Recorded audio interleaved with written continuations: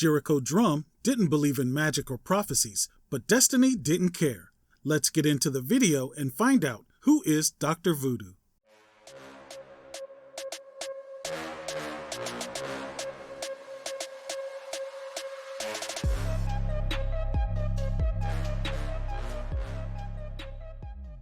Long before Jericho Drumm was born, the mantle he would inherit was forged in fire, blood, and divine intervention.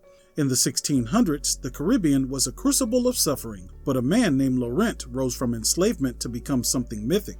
Chosen by Legba, the gatekeeper of the crossroads, and guided by Gaia, the ancient mother of the earth, Laurent became the first Brother Voodoo.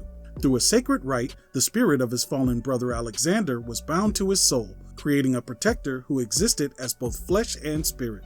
His legend endured long after his death, and the Lao decreed that the mantle would pass from one chosen soul to the next, each successor carrying the spirit of a departed twin brother.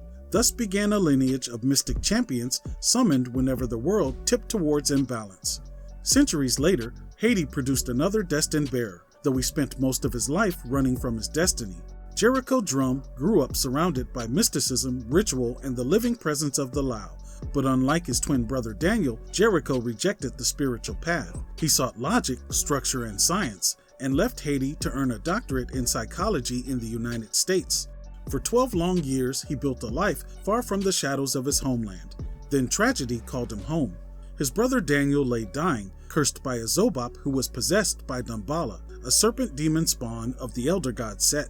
With his final breaths, Daniel begged Jericho to seek out Papa Jambo, the ancient houndgan who had once trained him, but Jericho ignored the plea.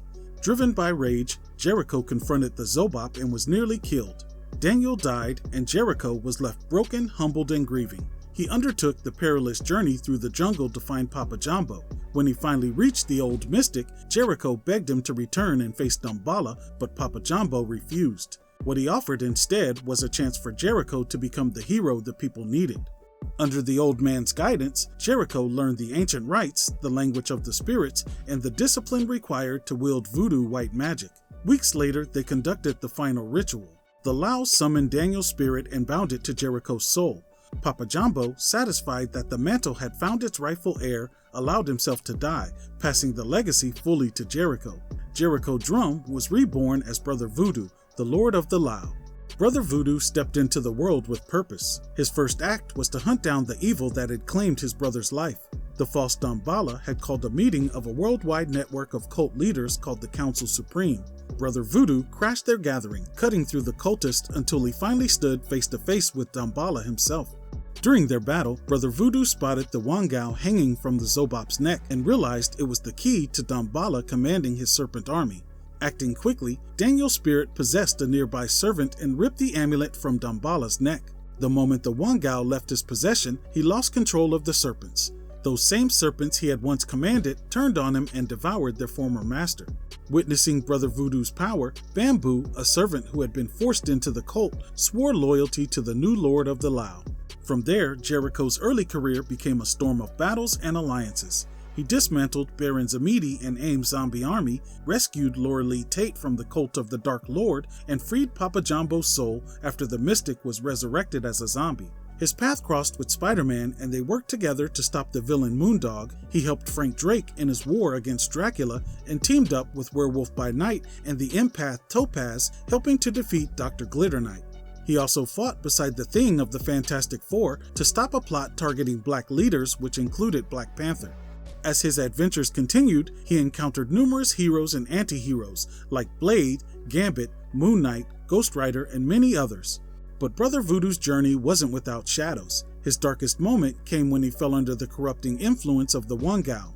Under the Wangal's influence, he tried to overtake Doctor Strange, but Doctor Strange was able to free him from the amulet's influence. Brother Voodoo then continued his adventures, investigating mystical plagues, zombie outbreaks, and vampiric resurgences. He later briefly joined S.H.I.E.L.D.'s Howling Commandos. When the Superhuman Registration Act was passed, Brother Voodoo registered with the government. But destiny wasn't done with Brother Voodoo. Without any warning, the Eye of Agamotto appeared before him and chose him as the new Sorcerer Supreme. Dr. Strange stepped aside, and the mantle fell to a man who had never sought it, but had been prepared for it since the day he was born. As the new Sorcerer Supreme, Brother Voodoo became known as Dr. Voodoo. His first test came almost instantly. Dormammu, using the hood as his vessel, launched an assault on New Orleans. Dr. Voodoo, alongside of the Avengers, defeated Dormammu.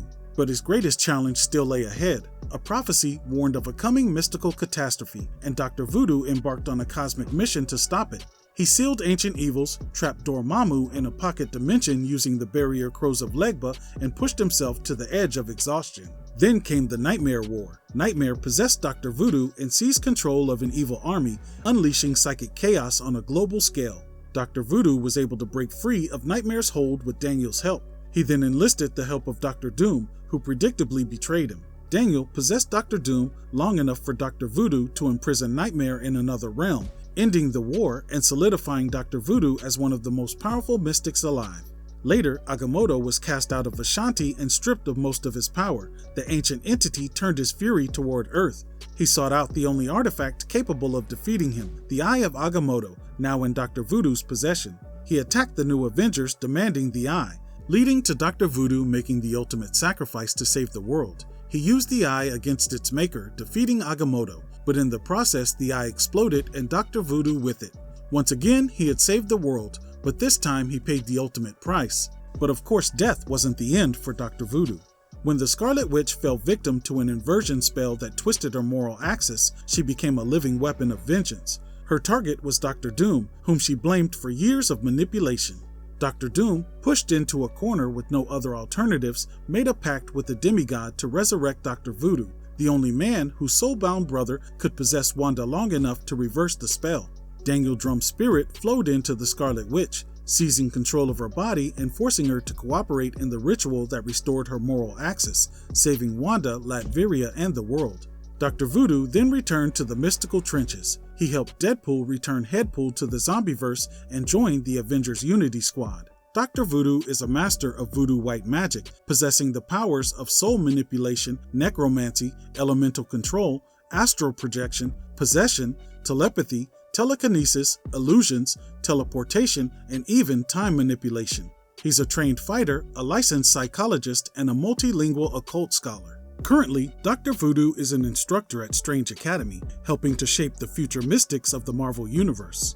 Well, that's the origin of the Marvel character Dr. Voodoo. If you enjoyed this journey, channel your inner Lao and summon a like, leave a comment, and consider subscribing. That does it for this one. Thanks for watching. Peace.